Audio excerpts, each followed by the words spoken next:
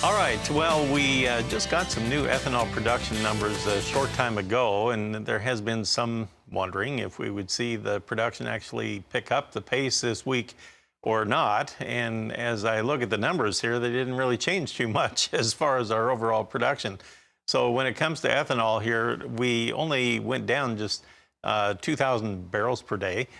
1.026 million barrels per day is now the new average last week. Didn't really change much. The four-week average just crept up a little bit. It's at 1.019 million barrels per day. The fly in the ointment, the stocks picked up again, up 600,000 barrels to 25.9 million. There were no imports last week, so that's the latest on the ethanol production. Then we get to the grain futures, and wow, what a day in the grain. On the corn and on the wheat, it is a dismal session. We have May corn down 20.5 at 737.5. New crop December corn down 11.25 cents. We're now at 6.40 per bushel. Well, with our quotes provided by bar chart, let's examine soybeans. They had been trading higher, and now they are failing. We have May just up 1/4 cent at 16.59, but November new crop down 4 cents at 14.63 per bushel. Most contracts slightly lower now. And then on the wheat side, they're just getting hammered today. We had May Chicago wheat limit down a little bit ago. Now it's down to 82 cents at 10.72 1/4.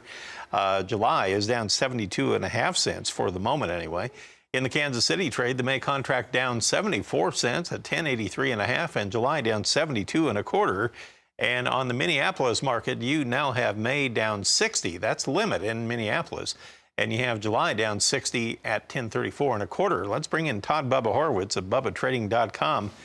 Holy moly, that's a big sell-off in this wheat complex here today. And Todd, I just wondered what your take is and what's driving it down so hard.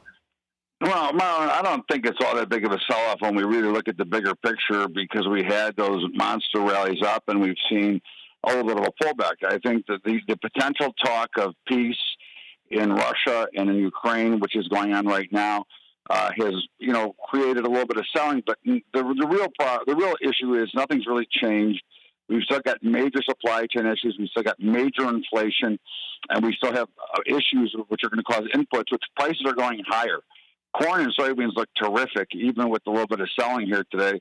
Wheat's, a little bit tougher, but it is, somewhere near pretty good solid support. So as we know, reactions to news are usually quick and swift, and then we'll go the direction we're supposed to go. So I would suspect that once this is all settled out, and it may even be in an hour from now, we'll start moving the other way and start going back higher again. But it may be tomorrow. But over the next couple of days, I think we're going higher, and I think we continue to go higher to much higher prices in the grain markets.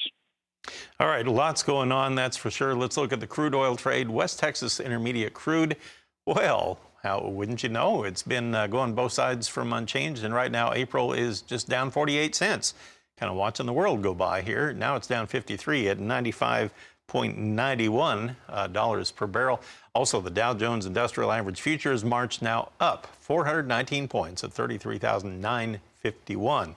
All right. Thank you, Todd. I appreciate the comments today. Todd Bubba Horowitz, BubbaTrading.com. He's located in Chicago. We'll pause right here. We'll come back and we'll take a look at your livestock trade next.